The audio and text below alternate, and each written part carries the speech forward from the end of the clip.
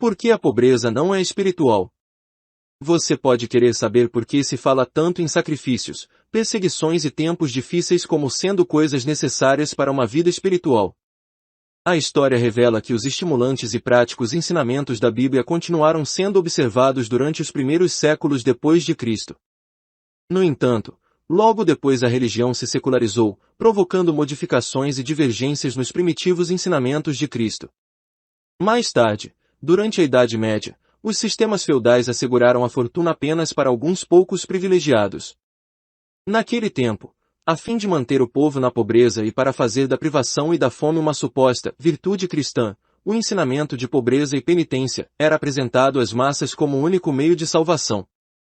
Algumas dessas velhas ideias feudais sobre a pobreza como uma virtude espiritual persistem até nossos dias, mas são ideias falsas, feitas pelo homem, e não representam a rica verdade de Deus para você e para mim. Portanto, não se desculpe e não procure desculpar os outros por desejarem prosperar. Isso é um desejo divino, ao qual se deve dar uma representação divina. Você pode, sem medo, dar graças por a prosperidade ser sua herança divina, por ser o desejo do Pai que você tenha bens ilimitados, e não apenas os meios para uma parca existência. Atitudes certas pagarão suas dívidas.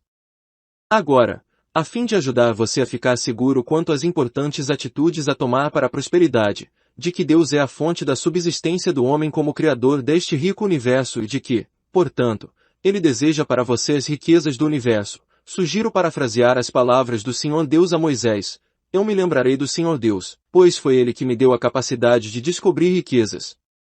Você pode estar pensando, sim, mas será esse um modo prático de pensar? Poderão, realmente, essas atitudes ajudar a calçar criancinhas, a pôr comida na mesa e a pagar a renda? Sim, elas podem. Há pouco tempo conversei com uma jovem senhora, que parecia ter tudo contra ela.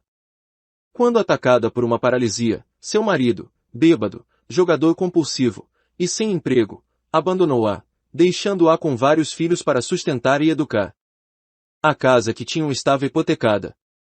Por lei, o marido fora obrigado a lhe dar uma pequena pensão mensal para o sustento dos filhos, a qual, no entanto, não chegava para fazer frente às suas necessidades. Apesar disso, todas as vezes que eu visitava essa mulher, que estivera confinada ao leito por muitos meses e que agora estava presa a uma cadeira de rodas, ela alegremente me contava sobre a ajuda que ela estava recebendo de todo o mundo.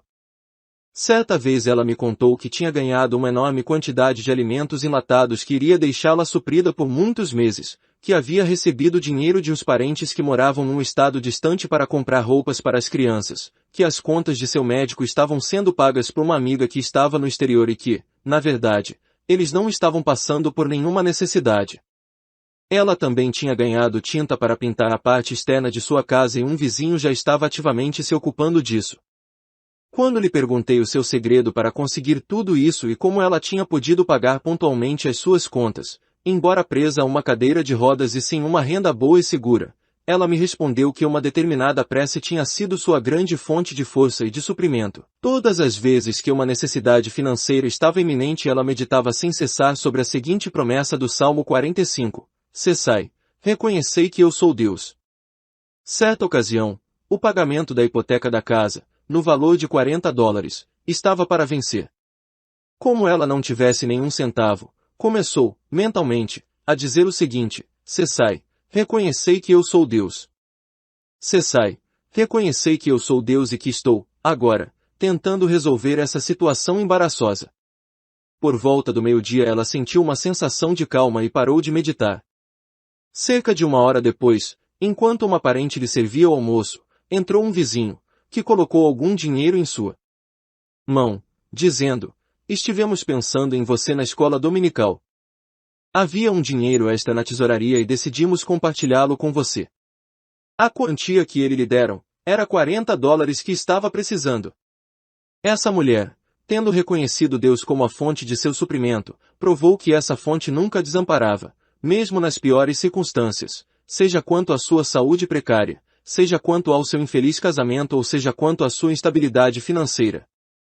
É lógico que seu grande desejo é ser autossuficiente e financeiramente independente para não precisar dos favores de parentes, vizinhos e amigos. Sem dúvida alguma, ela conseguirá o seu desejo, à medida que perseverar em ter um pensamento promissor. Agora, após muitos anos, ela está recomeçando a andar, logo estará em condições de também poder trabalhar. Entre mentes, ela está provando que o maravilhoso auxílio divino pode aparecer das mais imprevistas maneiras para fazer frente às necessidades do momento, por mais difíceis que sejam as circunstâncias. O salmista estava reconhecendo Deus como a fonte de seu suprimento, quando dizia: "O Senhor é meu pastor, nada me faltará." Esta é uma excelente prece para a prosperidade e para ser repetida inúmeras vezes. Uma dona de casa necessitava de $100 para pagar 2 contas que iriam vencer no fim de semana. No início da semana, todas as vezes que começava a ficar apreensiva sobre os meios que teria para saldar as contas, ela dizia, repetidas vezes: "O Senhor é meu pastor, nada me faltará." Na sexta-feira pela manhã, no dia do vencimento, chegou um cheque pelo correio no valor de $110. Era de uma companhia para a qual seu marido havia trabalhado vários anos. O cheque vinha acompanhado de uma carta explicando que eles tinham acabado de constatar na conta de seu marido que eles ainda lhe deviam aquela importância e estavam, portanto, enviando aquele cheque para fechar sua folha de serviços. Um negociante com uma grande família via que o fim do mês se aproximava sem ter dinheiro. Seu pagamento era mensal e ainda faltava uma semana para recebê-lo. Os alimentos estavam acabando. Sua mulher falou sobre isso com ele na sexta-feira, antes das costumeiras compras de sábado de manhã. Ambos concordaram em confiar e pedir o auxílio de Deus, repetindo com devoção: "Nossa capacidade vem de Deus." E 3h05. Sábado pela manhã chegou uma carta do Departamento Fiscal da Receita Pública do Estado com um cheque de restituição de imposto de renda no valor de €60. Embora eles estivessem esperando uma restituição de imposto de renda federal no valor de algumas centenas de euros, eles se tinham esquecido de que também poderiam receber aquela restituição da Receita Estadual. Aquela importância foi suficiente para cobrir suas despesas até o dia do pagamento. Uma vendedora que tinha tido muitos gastos e cujas vendas tinham diminuído, resolveu confiar em Deus como fonte de sua subsistência e repetiu, várias vezes: "O Pai Nosso, o pão nosso de cada dia nos dai hoje." Foi uma verdadeira avalanche. Suas vendas começaram a aumentar consideravelmente e logo ela começou a receber os cheques sobre sua comissão juntamente com o seu salário. Os vizinhos prepararam e lhe levaram vários pratos de comida como prova de sua estima por ela. Uma amiga lhe deu de presente bonitas e variadas peças de roupa. Alguns dos seus clientes lhe trouxeram presentes em retribuição por seus gentis serviços. Ela ficou encantada com vários convites que recebeu para jantar em casas de amigos.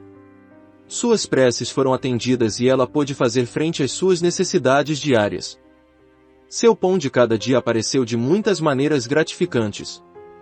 Como estabilizar suas finanças? Na verdade, o que há de maravilhoso em se aceitar Deus como a fonte de todas as riquezas, e em pedir ao seu auxílio para nossos assuntos financeiros e para nossa vida em geral é que, quanto mais assim agirmos, mais estável a nossa vida vai ficar. Em seu devido tempo, não teremos que enfrentar circunstâncias financeiras difíceis, que teriam que ser dramaticamente resolvidas, esperando que, de repente, caiam notas do céu. Pelo contrário, as nossas finanças melhorarão cada vez mais, de modo que sempre teremos recursos para fazer frente às nossas necessidades. O salmista deu ênfase ao que acontece quando você, sistematicamente, pensa em Deus como a fonte de sua subsistência. Ditoso o homem que não se deixa levar pelo conselho dos ímpios, mas se compraz na lei do Senhor e a medita dia e noite. É como a árvore plantada à beira das águas correntes que, em tempo próprio, dá o seu fruto e cujas folhas não murcham. Tudo o que ele fizer há de medrar. Primeiro Salmo. Porém, é bom que você saiba que, até que você tenha uma perfeita compreensão para poder transformar a essência do universo em uma corrente abundante e ininterrupta de suprimentos, as necessidades financeiras do momento poderão ser resolvidas quando você se voltar para a fonte de todas as riquezas, para um Pai generoso e celestial. O elo entre o pensamento e a subsistência.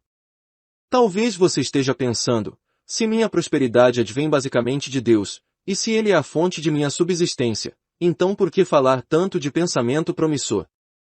O que o pensamento tem a ver com a minha subsistência? O generoso suprimento de Deus está espalhado por toda a terra, assim como dentro de você, em forma de aptidões, talentos, capacidade e ideias, ansiando para serem manifestadas. Mas você precisa entrar em contato e utilizar aquela rica essência e aquele rico suprimento. A sua mente é o elo que une você a eles. As suas atitudes, seus conceitos mentais e sua esperança são o elo que o une e que lhe dá acesso à generosa essência de Deus. Deus pode fazer por você somente aquilo que é feito através de você, por meio dos pensamentos e ideias que são responsáveis por suas reações. Assim sendo, o pensamento promissor abre o caminho para resultados promissores.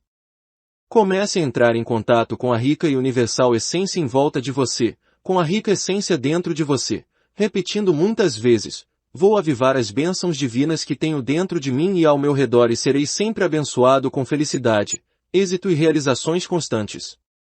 Apenas com este pensamento você estará começando a avivar as riquezas do universo, atraindo-as para você e expressando-as através de você. O sucesso adora uma atitude promissora.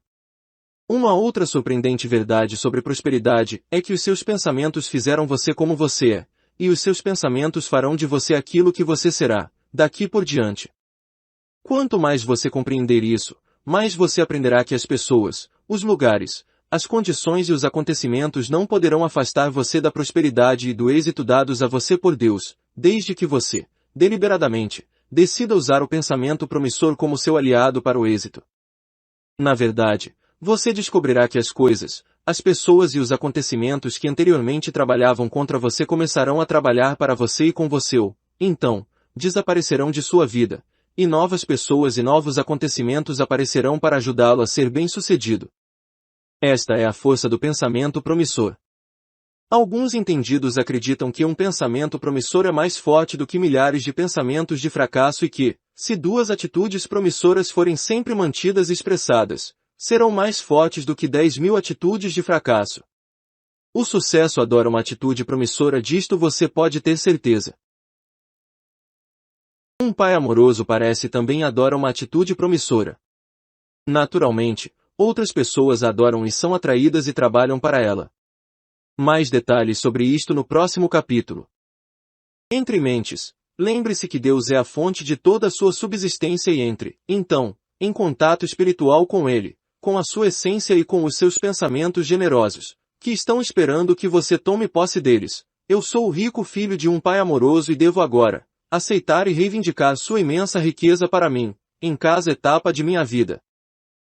O meu sucesso, concedido por Deus na forma de pensamentos férteis e ricos resultados, vão se revelar agora. Lembrem-se sempre destas verdades surpreendentes sobre a prosperidade. É surpreendentemente certo e não surpreendentemente errado que você seja próspero. Que Deus criou um universo rico para você e Ele quer que você o desfrute. Que a prosperidade pode surgir imediatamente através do uso deliberado do pensamento promissor, o qual leva à manifestação de pensamentos fecundos, atos fecundos e resultados fecundos. Assim sendo, não tenha receio de pedir, muitas vezes, a orientação de um benevolente, atencioso e amoroso Pai, como Moisés. Lembrai-vos de Deus Jeová, pois é Ele que vos dá força para conseguir as riquezas. Agora, comece com alegria e com esperança a ler as leis dinâmicas para a prosperidade e as leis mentais e espirituais que podem e irão transformar sua vida. Salomão compreendeu a necessidade de explorá-las, quando escreveu: aquele que deixa a disciplina experimentará indigência e ignomínia. A partir desta página, você pode começar a se livrar de limitações, privações e fracassos. À medida que você aceita e utiliza os simples, mais poderosos pensamentos dados neste capítulo e nas páginas que se seguem, você perceberá que está no esplêndido caminho para o sucesso. Além do mais, você vai ver que será uma experiência agradável, que produzirá resultados gratificantes. Esta é